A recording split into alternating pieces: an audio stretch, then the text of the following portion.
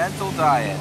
I'm Michael Brewer, your gay guru, on the beautiful island of Kaui on the North Shore. How's it going? Bruins, it's going great. I mean, how can it not be going well? We're on the beautiful island of Hawaii, right? Wrong. You know what? I don't think it matters where you are. If you're going to do this 7-day mental diet, it's going to be a challenge for you, no matter what.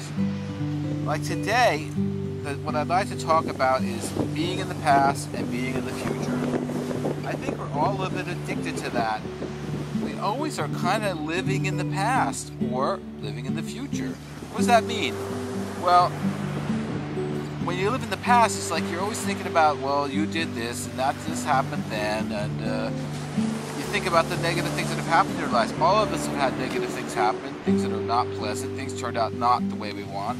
And we kind of then turn around and project that into the future, expecting that to happen in the future too. So we not only do we live in the past, but we project that into the future and then kind of ruin our future at the same time. What can be done? What can be done? That's the question. Well, the only power that any of us have is now. We can't control what's happened in the past. We can't go back and change it. You know, what's done is done. And we really can't control what's going to happen in the future either. The only point of power that any of us have is right now. Right here, right now. So, that's actually good news, because that's where the 7-day mental diet comes into place. It's about controlling your thoughts here and now in the present. Negative thoughts are going to come up. You can't help it. Don't beat yourself up if you have negative thoughts, even on this mental diet, and even after the mental diet. It's going to happen. It's not a matter of controlling your negative thoughts or eliminating them. It's what you do about them. So, if you find yourself thinking about things in the past that are negative, that bring you down, make you angry, upset you, whatever, any regrets you've got to learn to let go of them and do something in that moment. In this moment, say, no, I choose to be here and now in this moment, not in the past, not back when those things happened, but right here and now. And the same goes for the future. How many of us worry? I mean, I worry. Do you worry? I think we all worry. God, what's going to happen? Is my job going to last? Is my relationship going to last? I'm going to get old. I'm going to die. What's going to happen with my kids? I mean, that's my greatest worry. Nightmare I have is something would happen to my child. I mean, it's quite natural that that would happen. And so, again, we can't allow ourselves to go into the future. We're like addicted to living in the past and living in the future. And again, the only power any of us have is to live in the present. Now is the point of power. And so when you find yourself living in the past or living in the future, you've got to find some way to bring yourself to the present.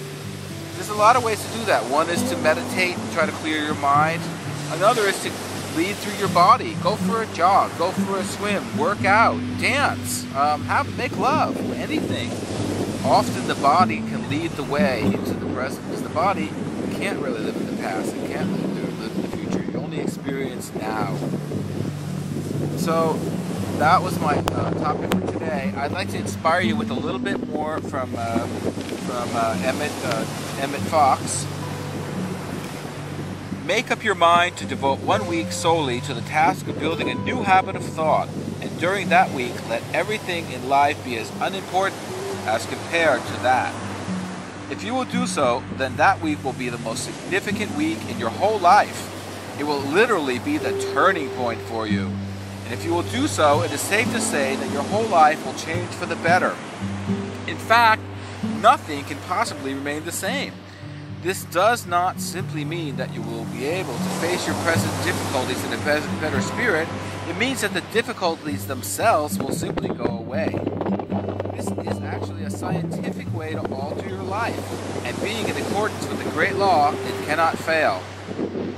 Now, do you realize that by working in this way, you do not have to change conditions? What happens is that you apply the law by living in the now and by deciding to control your thoughts and decide what you're going to focus on, and that's the point of focus. Then the conditions will change spontaneously. You cannot change conditions directly. You have often tried to do so and failed, but go on the 7-day mental diet and conditions must change for you. This, then, is your prescription. For 7 days, you must not allow yourself to dwell for a single moment on any kind of negative thought. You must watch yourself for a whole week as a cat watches a mouse. And you must not, under any pretense, allow your mind to dwell on any thought that is not positive, constructive, optimistic, or kind. This discipline will be so strenuous that you could not maintain it consciously for much more than a week. But I do not ask you to do so. A week will be enough, because by that time the habit of positive thinking will begin to be established, and some extraordinary changes for the better will have come into your life. Well, here we are on day 5 of our 7-day mental diet. And some of you may have started later, some of you may just start today. It doesn't matter, we don't have to do this together, it's an individual thing. But after 5 days, I can tell you that I'm feeling better. I feel the negative thoughts are coming less and less, and I'm able to handle them just like the waves out here. So, let me give you an example of what I mean by pivoting.